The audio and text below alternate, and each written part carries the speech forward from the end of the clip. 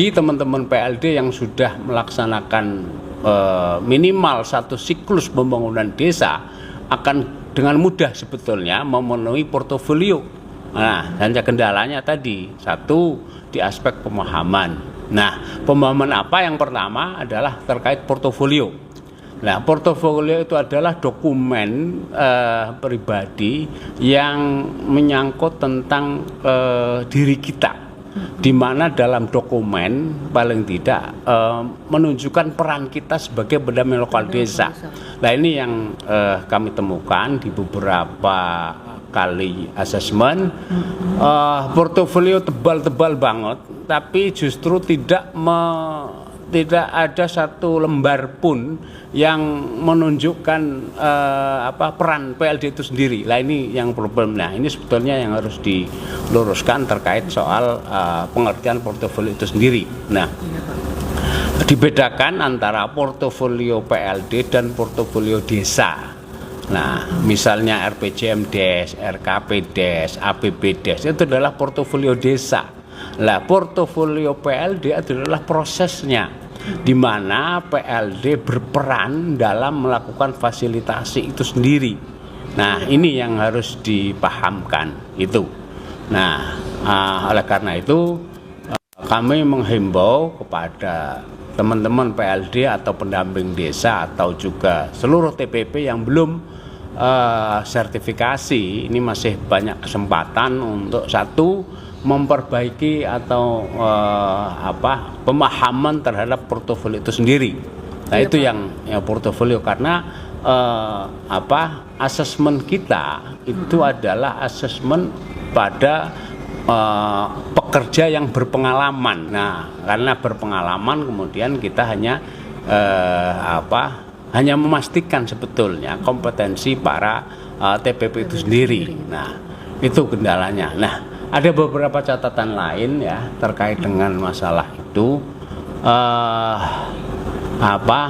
Ini yang kami temukan misalnya dalam format APL 01, APL 02 atau juga dokumen portofolio itu sebetulnya asesmen ini netral, sehingga kita berharap tidak ada logo dari salah satu organisasi apapun itu kecuali BNSP dan atau LSP, kira gitu. Dan tapi prinsipnya PLD semangat sekali untuk melakukan asesmen ini, walaupun dari jauh-jauh ada yang perjalanan 12 jam dan sebagainya. 12 jam, Pak? Iya, Pak. Seperti yang ada ini hari kemarin itu lumayan dari 12 jam, sehingga harus memerlukan waktu 2-3 hari untuk dalam proses ini. Nah, perjuangan sekali. Nah, kita berharap ya setelah asesmen ini dan mereka dinyatakan kompeten, kita ingin agar tetap mereka itu menjaga kompetensinya. Karena dengan adanya asesmen ini mereka semakin lebih paham tentang apa yang harus dilakukan terkait dengan tugas pokok dan fungsi. Kira-kira begitu. Ada lagi?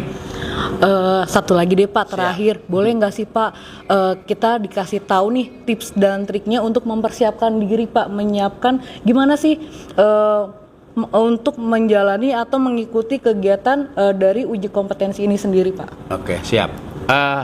Sebetulnya begini ya, kita para asesor dari LSP itu sepakat bahwa asesmen ini kita lakukan dengan riang gembira.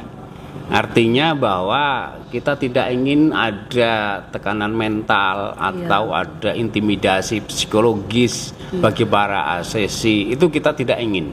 Maka dari itu kita pun mengasesmennya dengan santai-santai, dengan ngobrol biasa dan sebagainya. Itu yang kita inginkan, sehingga teman-teman yang belum melakukan asesmen ya santai saja, nggak usah menjadi beban psikologis, nggak usah deg-degan. Nah, itu. Nah, tapi yang penting satu hal adalah tentang pengertian atau pemahaman portofolio itu sendiri, itu yang paling urgent, berawal dari situ gitu. Nah, karena dengan pemahaman yang benar tentang portofolio nanti akan lebih gampang.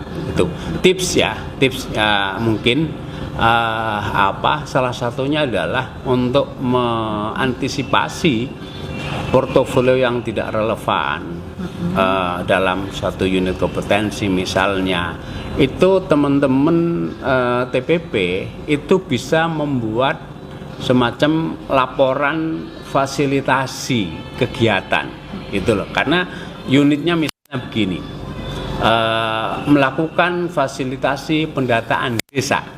Iya, Pak. Misalnya itu. Nah, Iya. itu kemudian bikinkah laporan pelaksanaan fasilitasi pendataan desa. Itu akan membantu ketika nanti ada beberapa portofolio yang kurang pas itu.